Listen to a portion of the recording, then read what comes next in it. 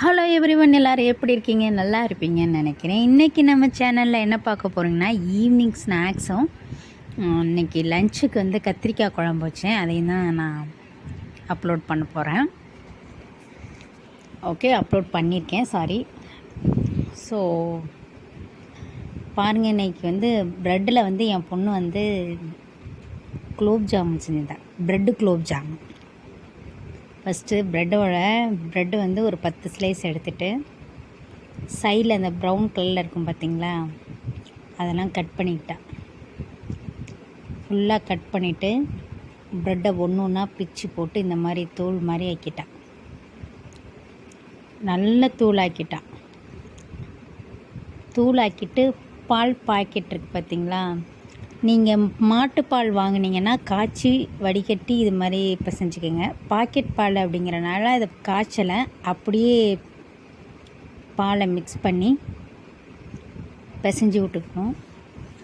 பால் கொஞ்சம் அதிகமாக போகாமல் பார்த்துக்கோங்க, அப்புறம் உருண்டை அந்த ஷேப் வராது, குழக்குலன்னு போயிடும்.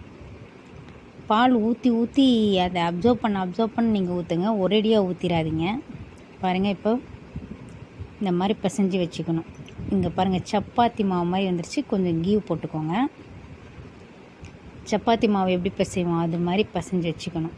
பிசைஞ்சு ஒரு 5 to 10 minutes மூடி ஊற வச்சுருங்க அந்த பிசைஞ்சு வச்ச ப்ரெட்டு.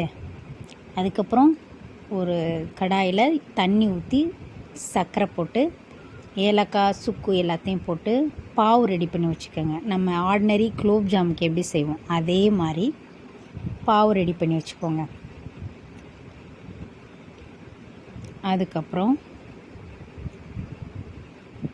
உருண்டை பிடிச்சி சின்ன சின்ன உருண்டையாக பிடிச்சிக்கணும். உருண்டை பிடிக்கிறதுக்கு முன்னாடி கையில் ஒட்டாத இருக்கிறதுக்கு இந்த நெய்யை தடவிக்கோங்க.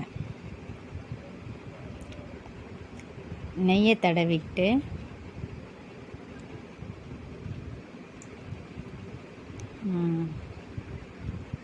கொஞ்சம் இந்த மாதிரி உருண்டை பிடிச்சி இது மாதிரி வச்சுக்கணும். வச்சதுக்கப்புறம் சின்ன சின்ன உருண்டையாக பிடிச்சி வச்சாச்சா, அதுக்கப்புறம் எண்ணெய் ஊற்றணும்.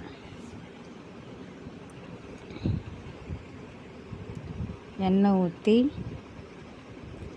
பொரிக்கணும். எப்போதும் நம்ம குலோப் ஜாம் பண்ணுவோம்ல அதே மெத்தடு தான்.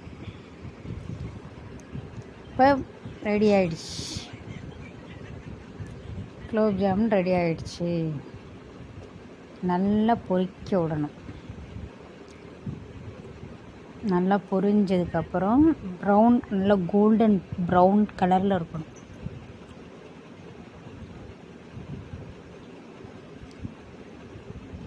ஒரே அது பெரிய கடாய்ங்கிறதுனால ஒரு 4-5 சேர்த்து போட்டு வறுத்துக்கிட்டேன். எப்போதும் சின்ன கடாயை வச்சோன்னா அதில் ஒரு 2-3 தான் போட முடியும். எண்ணெயும் அதிகம் இழுக்கும் பெரிய கடாயை வச்சனால. ஸோ பார்த்திங்கன்னா இப்போ வெந்துக்கிட்டுருக்கு. பாருங்கள், கோல்டு கலரில் வந்துருச்சா, நம்ம நார்மல் குலோப் ஜாம் மாதிரியே வந்துருச்சா. ரொம்ப டேஸ்டியாக இருந்துச்சு. சிம்மில் அடுப்பை வச்சுக்கோங்க, இல்லாட்டி சீக்கிரமே அது கருகிரும். அதனால் சிம்மில் வச்சுக்கோங்க, ட்ரை பண்ணுங்கள். ஸோ கோல்டன் கலரில் எடுத்து அப்படியே நம்ம செஞ்சு வச்ச சீரா இருக்குல்ல, சீரகம் சர்க்கரை தண்ணி அதில் போட்டுடணும். அவ்வளோதான், நம்மளோட குலோப் ஜாமுன், ப்ரெட் குலோப் ஜாமுன் ரெடி ஆகிடுச்சு.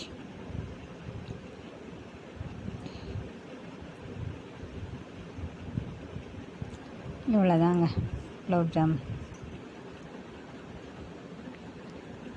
ஸோ அடுத்த கொஞ்சோண்டு இருந்துச்சு, அதையும் போட்டாச்சு. ரொம்ப பண்ணல, ஒரு 10 ஸ்லைஸ் தான் பண்ணோம். 10 ஸ்லைஸ்க்கு ஒரு 15 உருண்டை வந்துச்சு. அவ்வளோதான், நம்ம வீட்லேயே குலோப் ஜாம் செஞ்சு சாப்பிட்டாச்சு. ஸோ இது மாதிரி நீங்களும் வீட்டில் ட்ரை பண்ணி பாருங்கள்.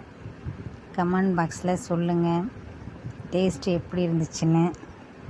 நம்ம சேனலை தொடர்ந்து சப்ஸ்கிரைப் பண்ணுங்கள், லைக் பண்ணுங்கள், ஷேர் பண்ணுங்கள். Thank you so much. அடுத்தது லஞ்சுக்கு என்ன பண்ணலான்னு யோசிச்சுக்கிட்டு இருந்தோம். சரின்னு ஒரு கத்திரிக்காய் குழம்பு வைப்போமே, கத்திரிக்காய் சாம்பார் வைப்போமேன்னு கத்திரிக்காய் சாம்பாருக்காக கத்திரிக்காய் வாங்கிட்டு வந்து சின்ன சின்னதாக நல்லா நீல வாக்கில் கட் பண்ணி வச்சுக்கிட்டேன். கட் பண்ணி வச்ச கத்திரிக்காயை தண்ணியிலையே போட்டு வச்சுட்டேன். தண்ணியில் போடாமல் வெளியில் போட்டால் கருப்பாயிடும்ல, அதனால் 2 வெங்காயத்தை எடுத்து வெங்காயம் தக்காளி எப்போதும் போல் கட் பண்ணி வச்சாச்சு. அதுக்கப்புறம் ஒரு கடாயில் எண்ணெய் ஊற்றி கொஞ்சமாக கடுகு போட்டாச்சு. கடுகு போட்டதுக்கப்புறம் அது பொரியணும்ல, பொரிஞ்சு வெயிட் பண்ணேன்.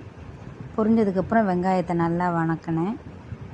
வெங்காயத்தை வணக்கும் போதே கொஞ்சம் உப்பு சேர்த்துக்கிட்டேன். அதுக்கப்புறம் வெங்காயம் வணங்கினப்போ தக்காளி சேர்த்து நல்லா வணக்கி விட்டுக்கிட்டு அரிஞ்சு வச்சுருக்க காய் எடுத்து போட்டுடணும். அவ்வளோதாங்க. நான் ஏற்கனவே பருப்பு வேறு வேக வச்சுட்டேன். குக்கரில் ஒரு 3 விசில் வச்சு சாம்பார் பருப்பை வேக வச்சுருந்தேன். ஸோ அதோட மிளகாத்தூள், மல்லித்தூள், மஞ்சள்தூள் இதெல்லாம் போட்டு நல்லா மிக்ஸ் பண்ணி விட்டேன். ஸோ இதை நல்லா மிக்ஸ் பண்ணி விட்டதுக்கப்புறமா அந்த காரம், உப்பு எல்லாமே அந்த காயில் இறங்கியிருக்கும். அதுக்கப்புறம் சாம்பார் அள்ளி போட்டாச்சு.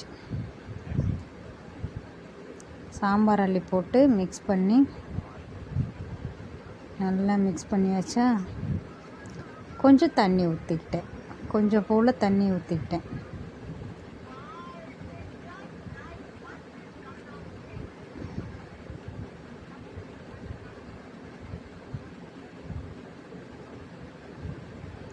அதுக்கப்புறம் கருவேப்பிலையும் கொத்தமல்லியும் அரிஞ்சு போட்டு